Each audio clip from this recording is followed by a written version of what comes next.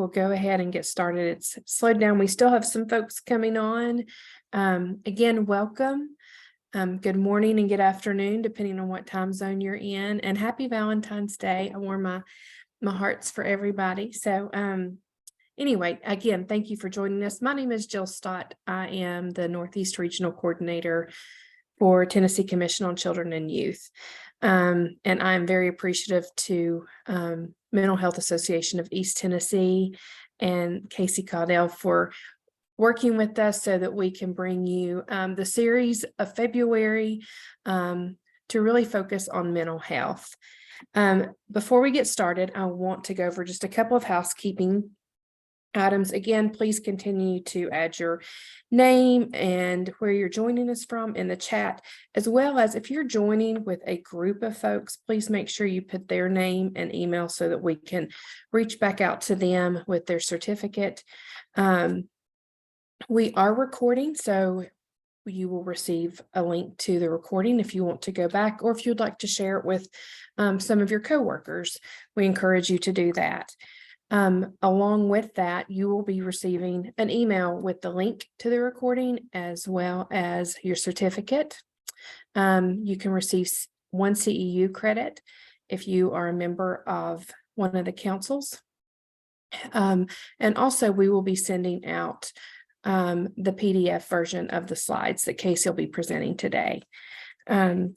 Please give us a little bit of time for turnaround. I think we're still maybe working on a few to get out from last week, but for the most part, we have gotten the majority of those out. Today, we are talking about typical or troubled, identifying signs and symptoms of mental illness in youth. Casey Caudell will be presenting for us. She is the Northeast Regional Coordinator for Mental Health Association of East Tennessee.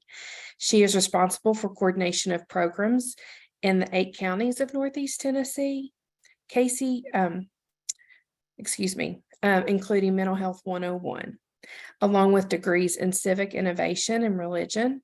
She has years of experience in public speaking and working directly with youth, young adults, and their families. Casey, we are so thankful to have you today, and I'll let you take it away. Thank you so much, Jill. And I did not address questions. I apologize. If you have questions throughout, please feel free to put those in the Q&A. We'll be monitoring those, and then we'll ask those at the end of the presentation. Yes, exactly.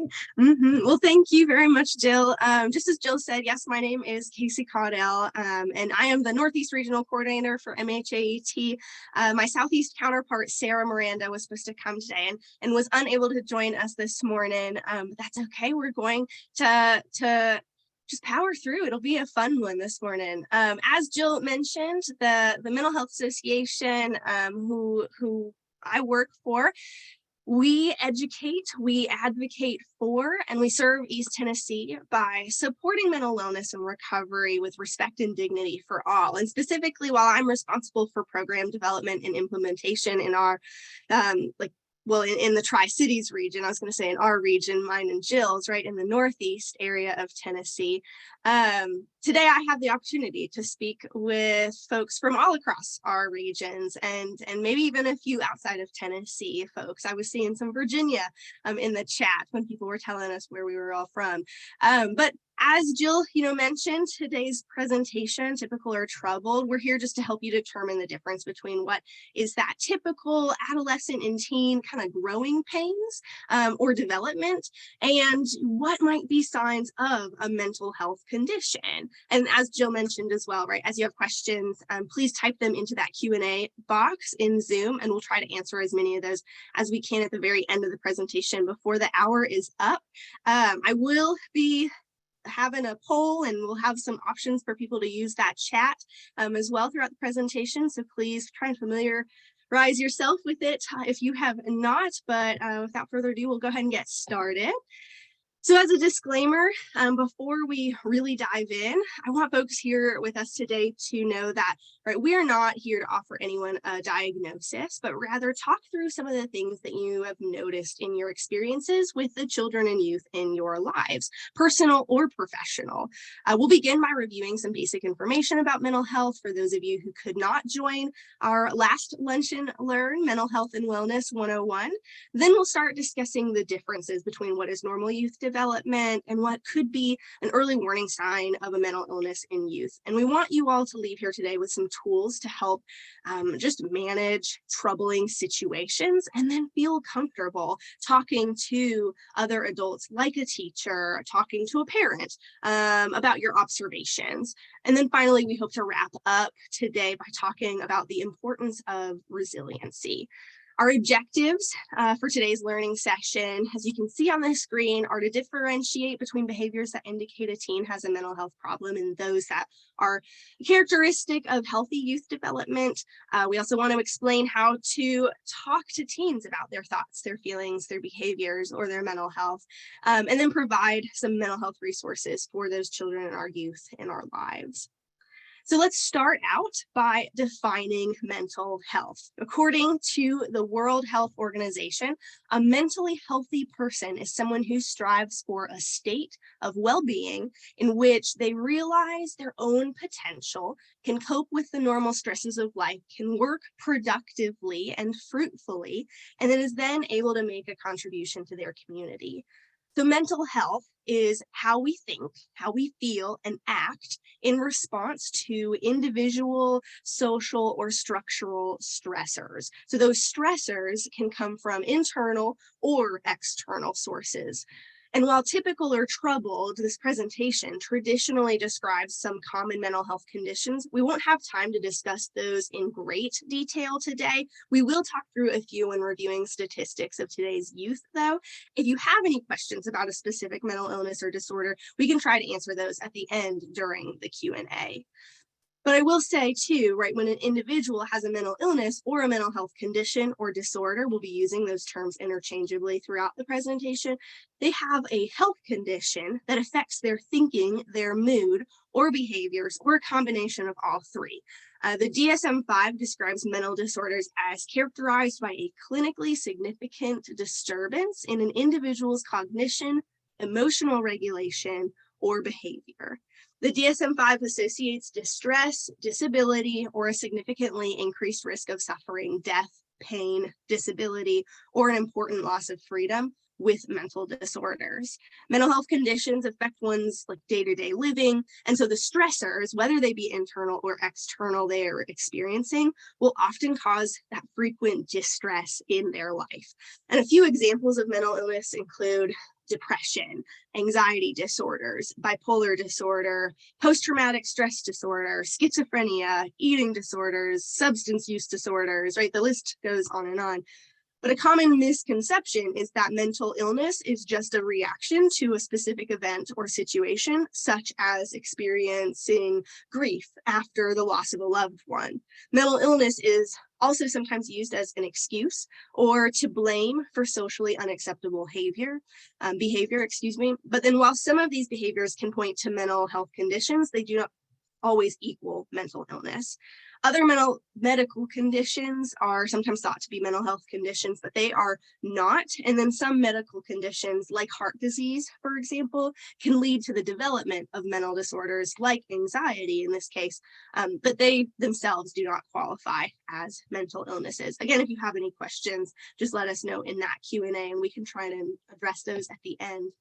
But I do want to kind of cover some statistics before we dive into kind of the nitty-gritty of today's topic. Mental health conditions, we know, are very common. Remember that half of us will experience a mental health condition in our lifetime, and 1 in 5 actually experience one every single year.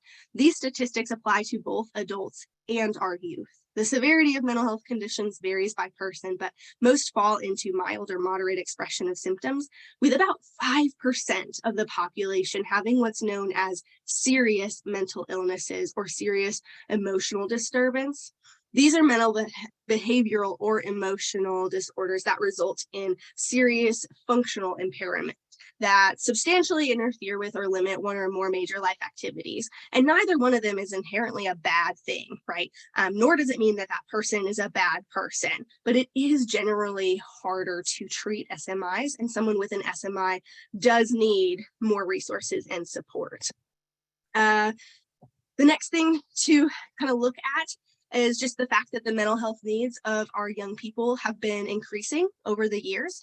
Rates of depression, anxiety, and suicide are up during the pandemic. Some studies even show that rates of mental health conditions have essentially doubled to, instead of being 1 in 5 in people, but 2 in 5 people experiencing one every single year. But the interesting thing actually is that there's no evidence that suicide rates are increasing. In fact, they went down a little before the pandemic. They plateaued in 2020 and then they decreased in 2021.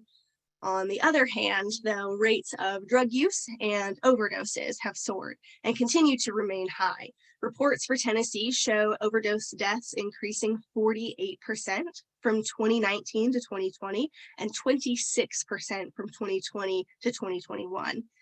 Mental health issues, they're affecting children of all ages. And although they are more common the older a child gets, that doesn't mean they don't happen in early childhood as well. So half of all lifetime cases of all mental illnesses begin by age 14, and 75% will develop by age 24. It's also not uncommon for a young person to have more than one diagnosis in their lifetime. So for example, it's not uncommon for substance use disorders and another mental health condition such as anxiety to co-occur.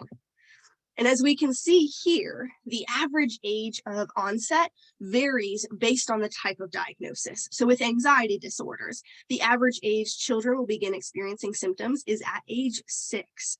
Anxiety is the most common diagnosis for children and adolescents of all ages.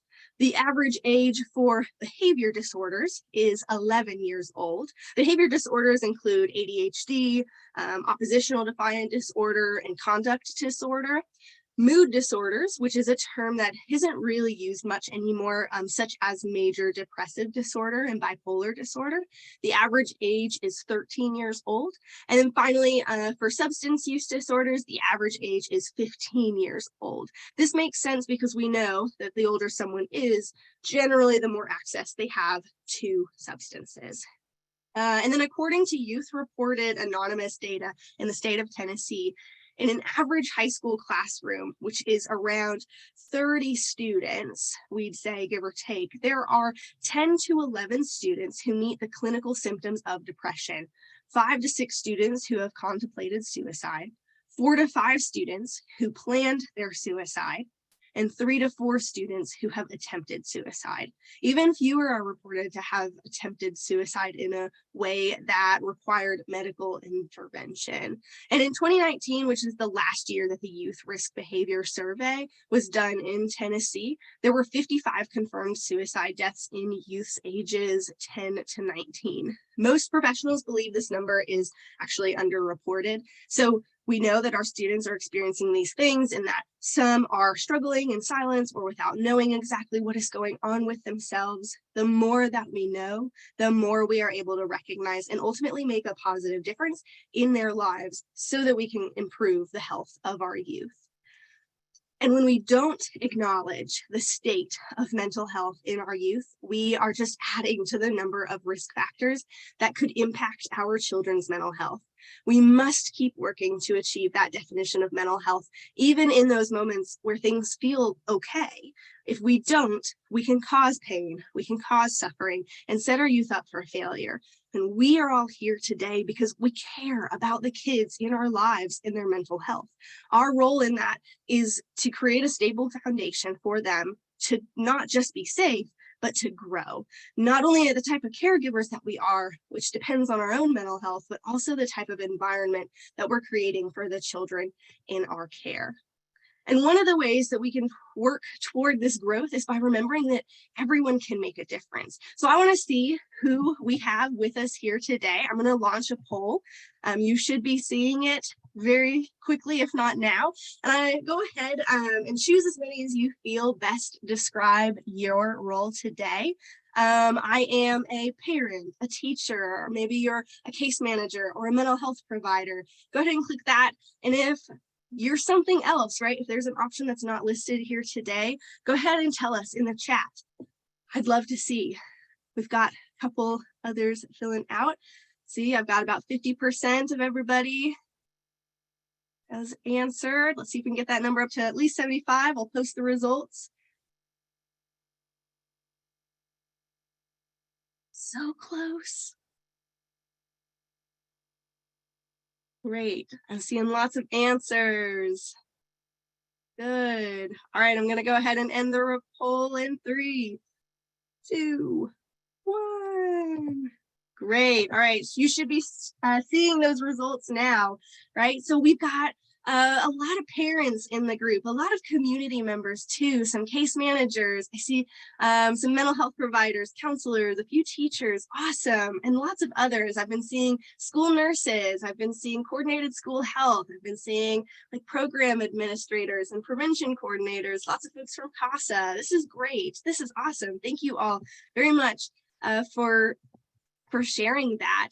And that's great, right? The fact that there are so many people here, whether you're a parent, whether you work in a school in DSS or DCS or a mental health provider, you could be a children's librarian, a Parks and Rec employee, let's see, an aunt, an uncle, a local volunteer, whatever circles you run in, you can make a difference just by knowing the difference between normal or typical youth emotional, psychological and social development, and then the development of a mental illness.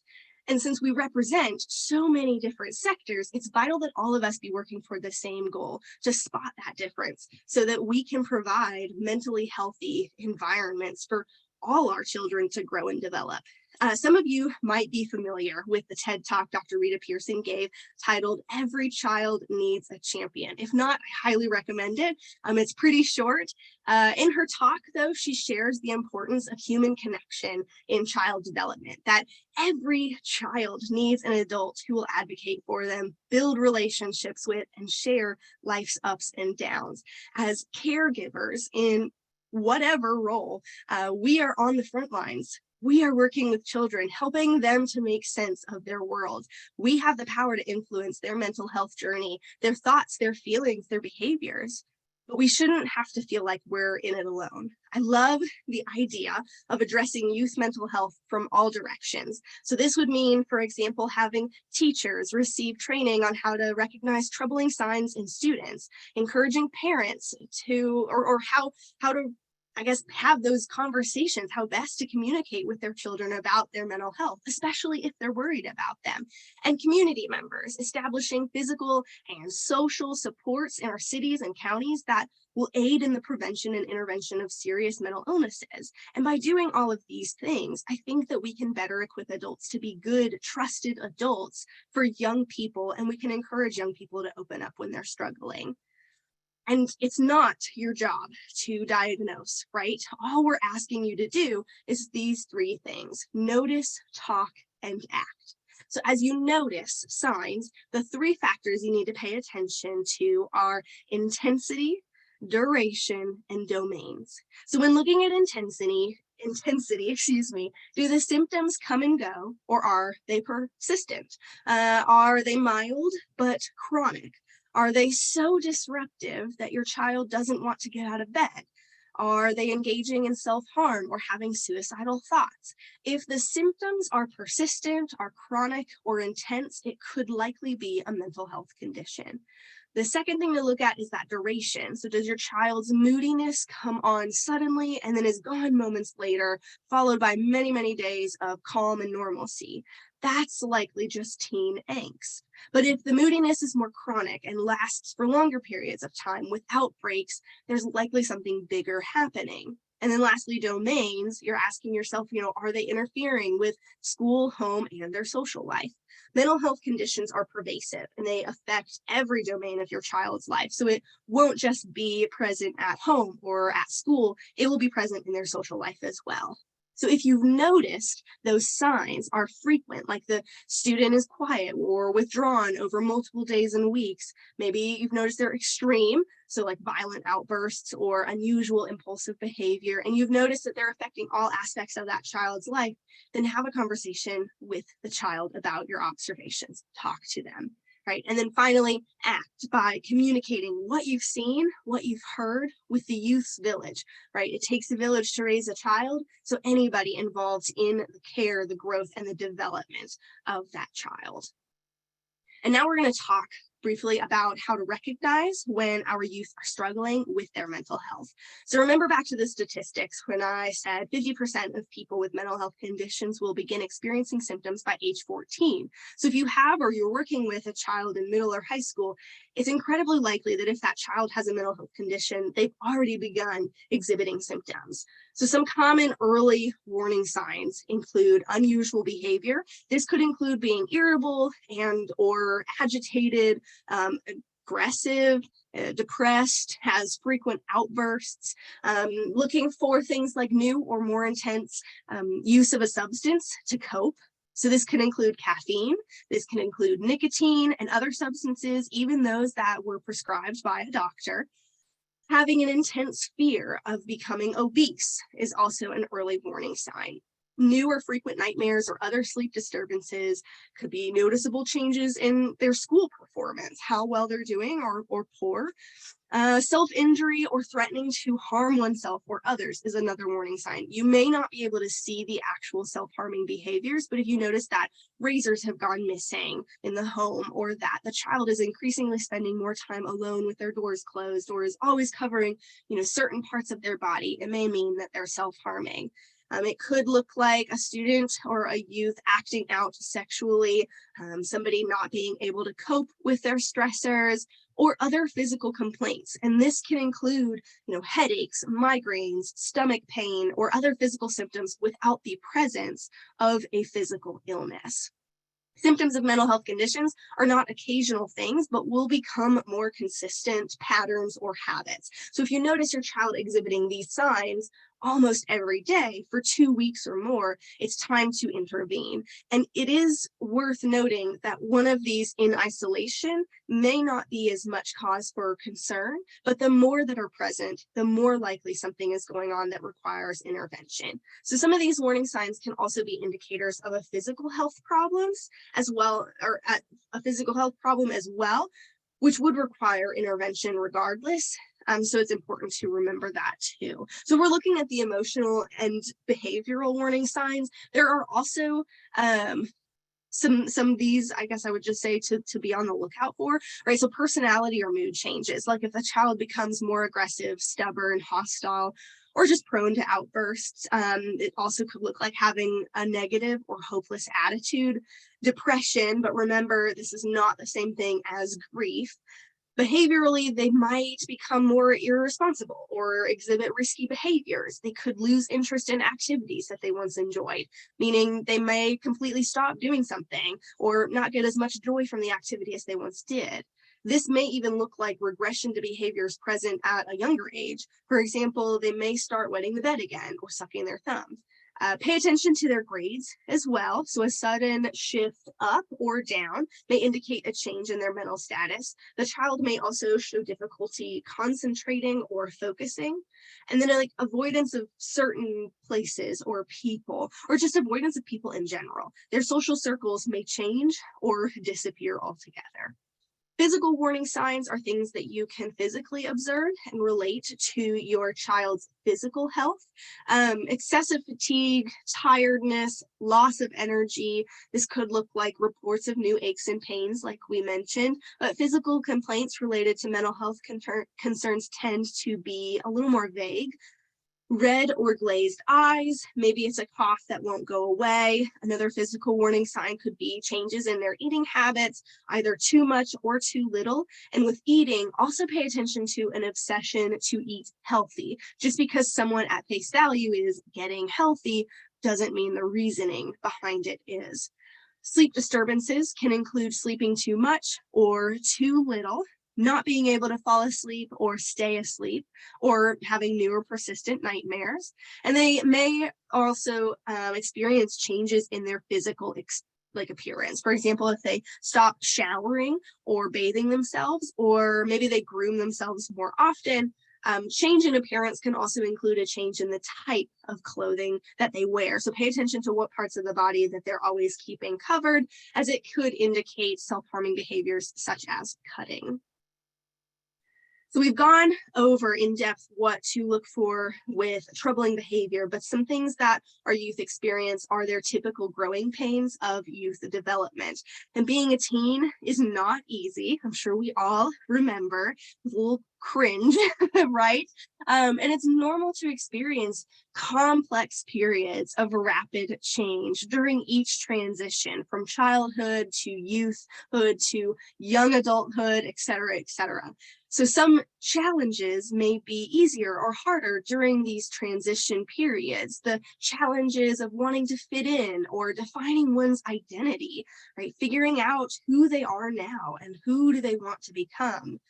Balancing competing demands between school, home, friends, maybe even work, right? Sometimes there are other things going on in their lives, other stressors, perhaps at home, like parents going through a divorce, violent behaviors, or substance abuse, right? All of these things could impact a child's mental health, but it also could just be a result of those typical growing pains. What we want to remember is that it is normal for us to see changes in their moods. It is normal to have distressing thoughts sometimes, even really anxious or sad thoughts. It's also normal to see some impulsive behaviors. It's all part of growing up, right? What to look out for when it comes to signs of trouble, though, could be if that youth is experiencing more than the average normal developmental challenges. Also, if there is a quickly growing amount of stressors, or like the frequency and intensity of those stressors, we need to keep an eye out on what their behavior looks like and any changes that we might see. And when we start to notice, right, again, notice, talk, and act, when we start to notice signs of something a little more troubling, it's beneficial for us to be familiar with some steps that we can take to provide support. So one effective tool is mental health referrals, especially in the school setting. Getting our youth to sit down and to speak with somebody about the challenges that they're facing and ways to healthily cope with those challenges is a great way to begin setting them up for success.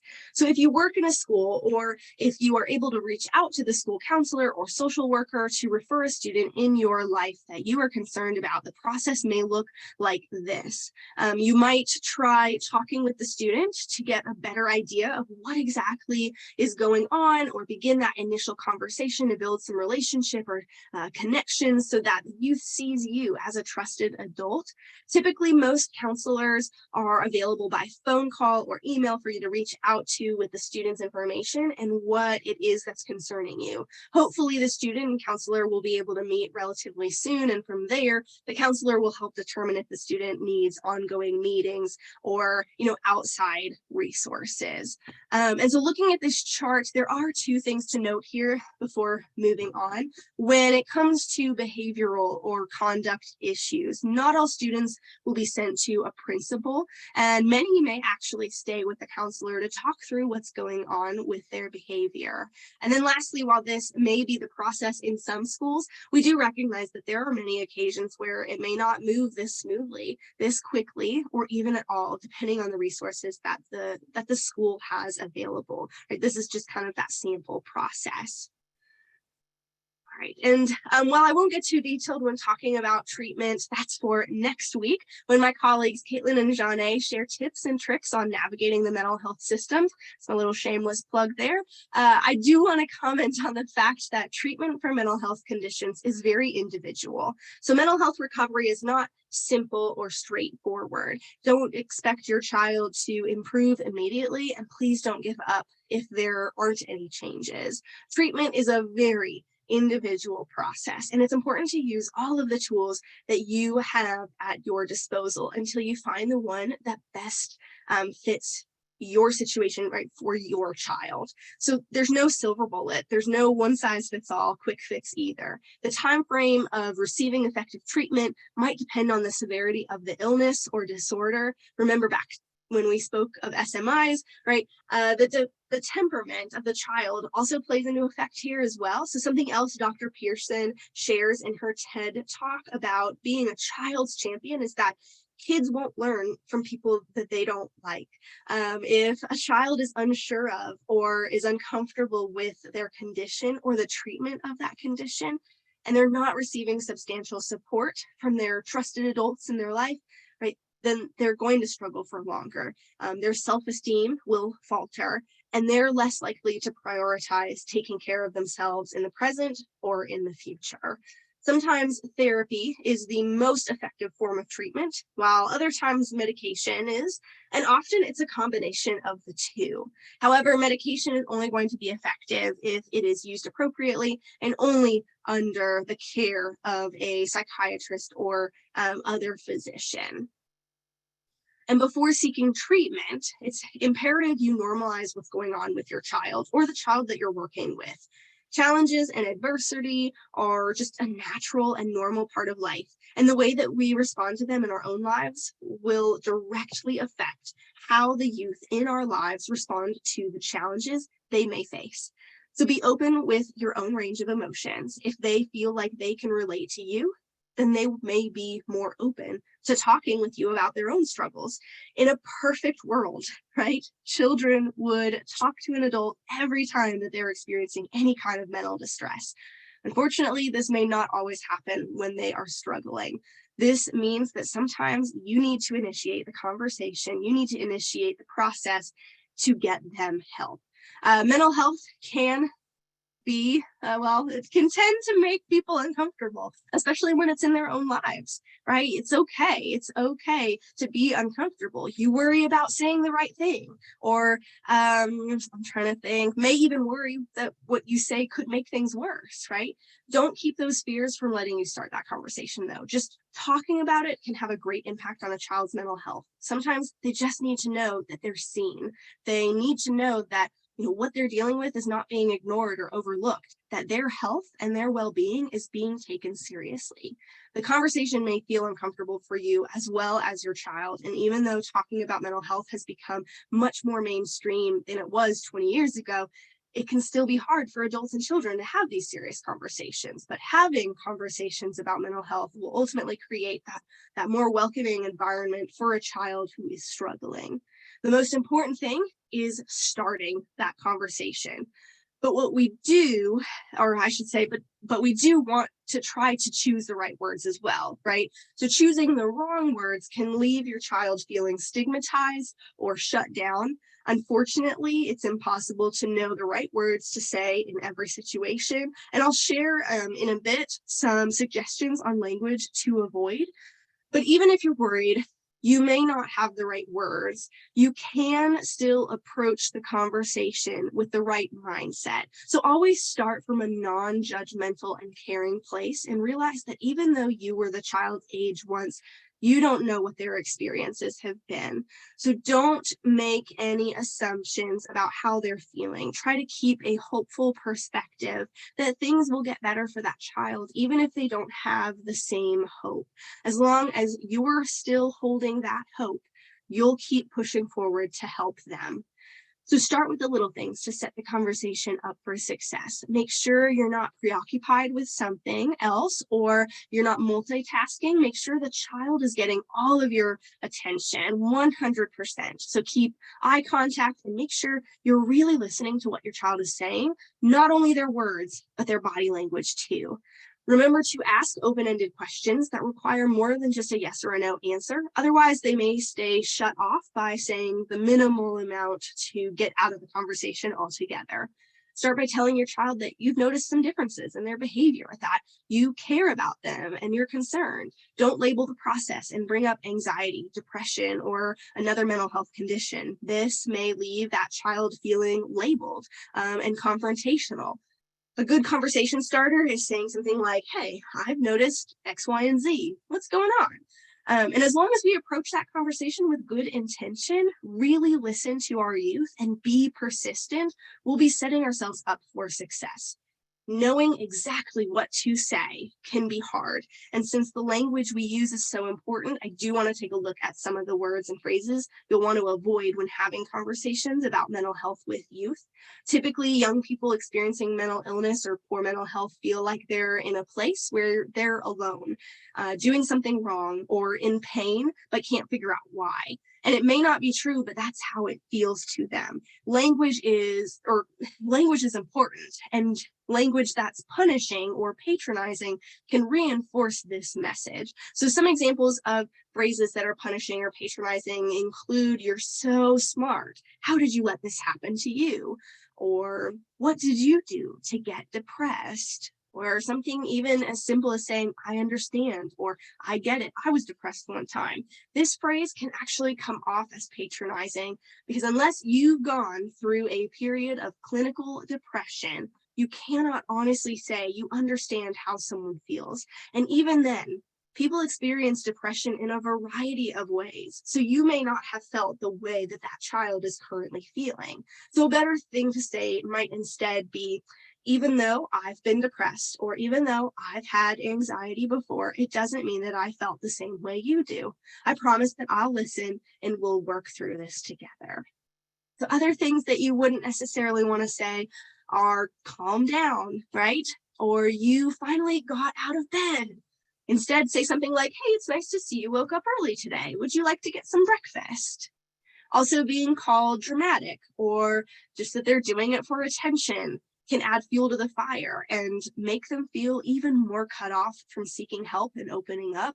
It's not fair to your children to punish them for suffering.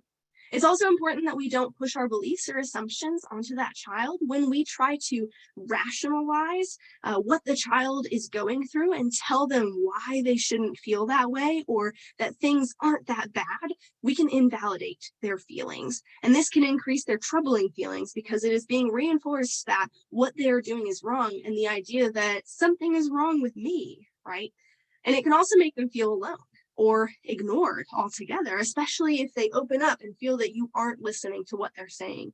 You want to create a safe and open environment for your children when they talk to you. The most effective way to do this is just to be genuine in your care and love for that child. Understand that each child is an individual, as are their experiences, how they perceive those experiences, and what they need to cope in a healthy way.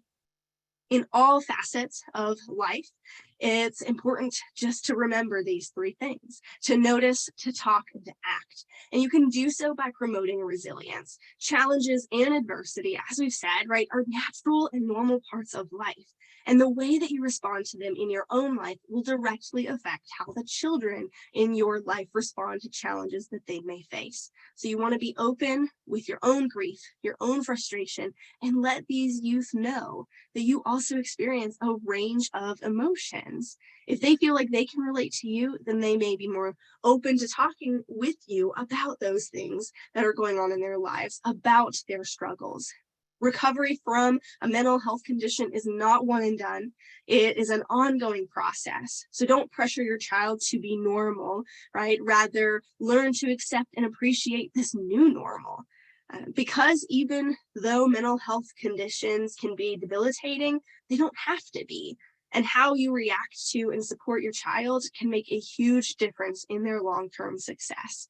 All in all, right, it's never too late to have this conversation, but you can also never be too early. So keep those channels of communication open and positive, and remember to provide support together, which could look like making sure you and the other adults involved in your child's life are aware of the child's treatment plan.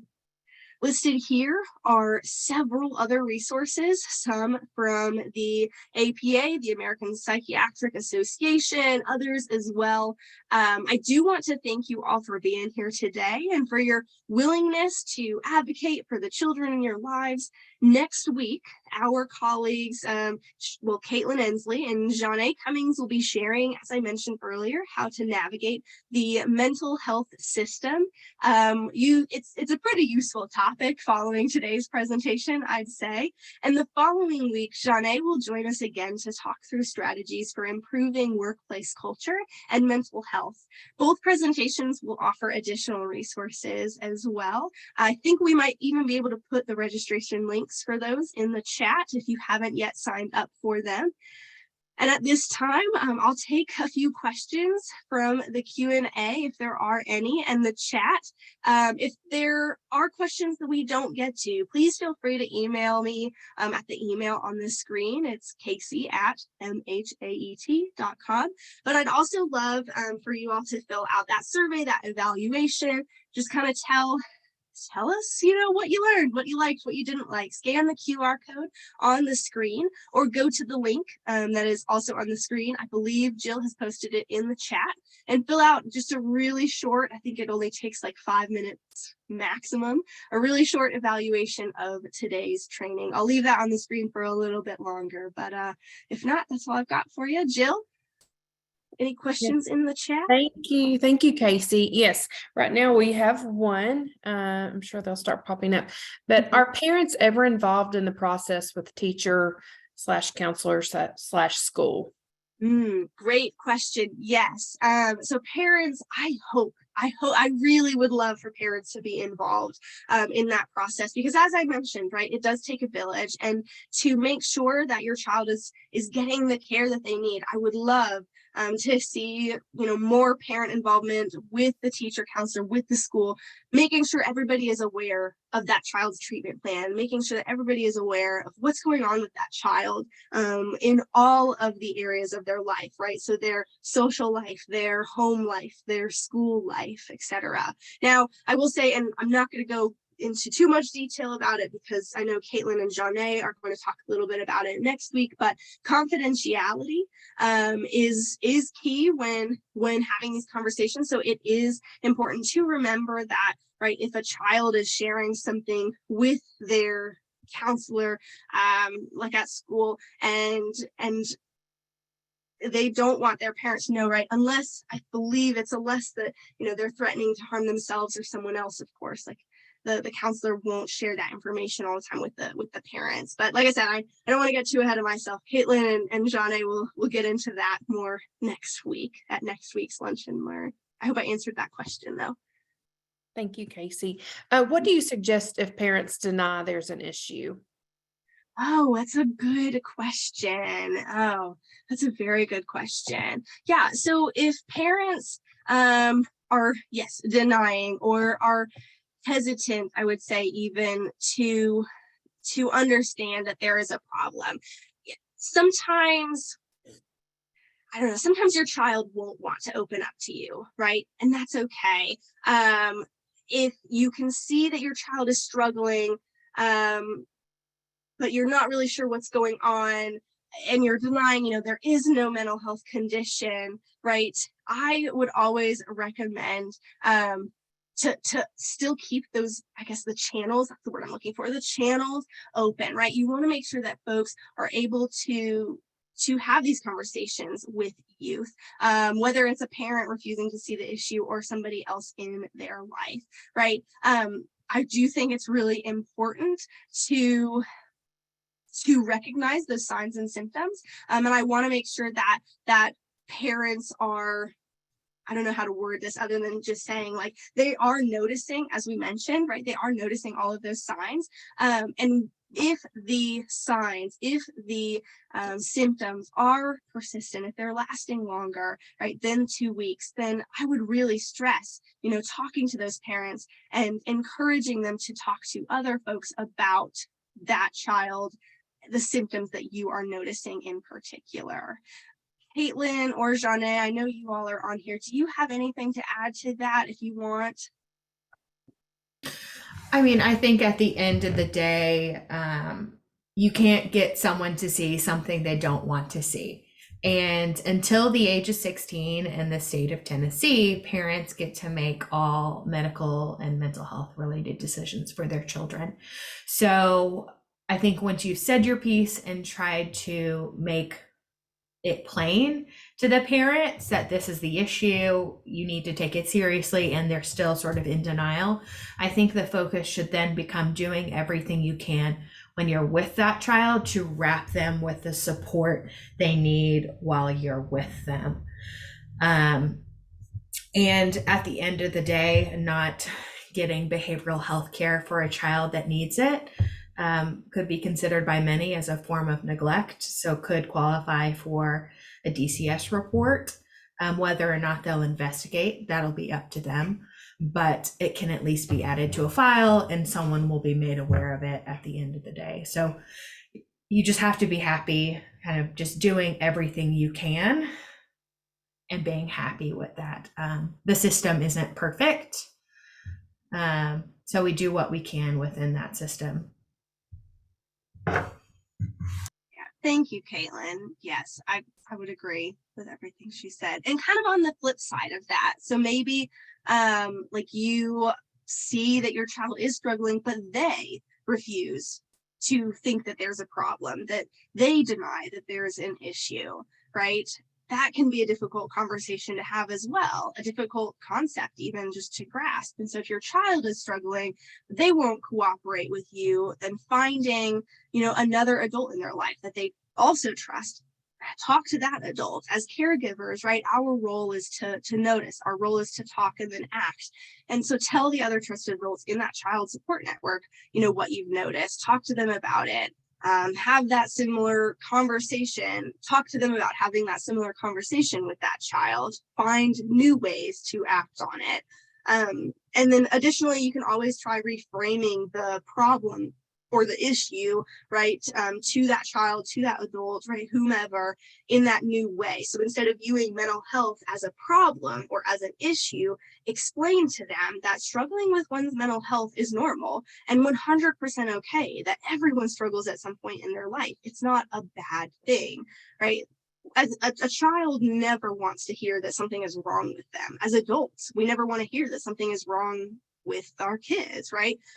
Make sure that that's not how the conversation is being framed. Rather, help that child find healthy ways to cope with their wide range of developing emotions. Help that adult, as a parent, understand that, this is normal, this is okay. What else I would say? Any other questions? Thank you. Yes. Just a reminder, you will receive a PDF copy of the slides, a link to the recording, along with your certificate when we send those out. And then tips on navigating through laws that allow children to make their own mental health decisions, even when in mental health crisis. Can you reword the question? It cut out just barely at the very end. Okay. Tips on navigating through laws that allow children to make their own mental health decisions, even when they are in a mental health crisis. Okay, I am going to probably tag team or call on Caitlin some for this because she's a little bit more familiar with this than I am. But from my understanding, it is the age of 16, correct? Yes, so it's children are able to, or youth, I should say, are able to I guess advocate for themselves as far as like their mental health treatment goes when they reach the age of 16. Now, obviously, if a child has reached the age and they are the one who is looking at receiving treatment or opting out of treatment. I mean, as a parent or as a caregiver, like highly recommend, you can highly encourage them to follow certain routes of treatment, but ultimately, it is somewhat up to them. Now, navigating that through crisis, if it is a crisis, you can always contact your crisis hotline, right, for your area, for your county, or I should say for your region. 988 is the national crisis hotline, right? You can always contact crisis if it is a mental health crisis. But as far as like navigating or having those tips and tricks on the law, Caitlin, do you have anything to add to that? Well, I second what you say about how it can be frustrating as a parent or a caregiver and see your child making decisions, especially in those moments where things are hardest, that may not be best for them. I think it's important for us to keep in mind why this self-determination is important, because not that long ago, people would be able to be locked up against their will and forced to receive treatment that they did not want and that irrevocably harmed them. And it wasn't that long ago. I'm talking like 50s, 60s, 70s. And in some places, I'm sure it still happens. So I think it's important to recognize that balance exists for a reason, and that children, even though they're over the age of 16, deserve the right to make their own decisions. With that being said, some of that self-determination and decision-making power can go out the window in times of crisis. Involuntary hospitalization is still an option, but specific criteria have to be met, in which case you'll really want to get in touch with mobile crisis or your local. I usually recommend mobile crisis first and 911 as a secondary option if there are any safety concerns, specifically like if the youth is making a threat toward others and you are physically concerned about yourself intervening. Mobile crisis won't respond in situations like that. So they should be able to walk you through those situations. And mobile crisis is, it depends on the area. But I know in my area with McNabb, it's 24/7. They're all trained clinicians and they can help walk you through some of those processes. But their role, really anyone's role in crisis intervention, is to find the least restrictive placement for someone where they're at. So involuntary hospitalization, it takes a lot for someone to get to that point, no matter what age they're at. So be aware of the law, recognize that the individual decision-making is there for a reason, and do what you can to support your child and support yourself in that process, and reach a point, figure out what your point is, where, and it's hard to say, and it's even harder to experience, recognize when you reach a point where there's nothing else you can do. And it's causing more harm to you than it's helping the other person. You have to take care of yourself. You can't pour from an empty cup, and it's really hard. Sorry, I'm seeing the chat. Someone just shared in the chat that mobile crisis has quit showing up in person and only do Zoom type meetings. And it takes hours and hours for a response. The last call, I was on hold for over an hour before speaking to a crisis responder for my student. And that's frustrating too. Unfortunately, we can't resolve those issues. I could get on a soapbox about workforce issues and the underlying causes. But the bottom line is we need more people in those positions so it can be a more effective system. Thank you, Caitlin. That was a great answer. And I really think it's important for us to remember our own self-care and the value that practicing self-care for us as caregivers, just how important that is. Any other questions? That is all I'm seeing. Good. If I have All missed, right. I've gone back through to make sure. And just if there are any resources that we can attach to, I think there were some listed in the presentation as well, but anything like that that we can add on to our email out to our attendees. Sure. We also have resource guides that MHAET's got specifically tailored to parents and teachers respectively, right? And so if you want a digital copy of those, you can reach out to me. Again, my email is on the screen to request one in particular, but we can also send out some additional resources like I had on the previous slide if anybody is looking for those as well. Great. Well, if that's all that we've got, then it looks like we'll get to end a little bit early. I do really appreciate everybody coming on here. Thank you very much for sticking with us. Jill, if you have any parting announcements, I'll let you make those now. No, just thank you. We have had, I don't know if you've been able to see, but everyone has really appreciates you, and you do a great job, Casey. And Caitlin, thank you for chiming in. We hope to see you again next Tuesday. And next Tuesday, we'll be talking about navigating the mental health system. And if you haven't registered, you'll get a link as well when we send out your certificate and the link to the recording. So thank you all so much and have a great day. Thank you. Bye-bye. Bye.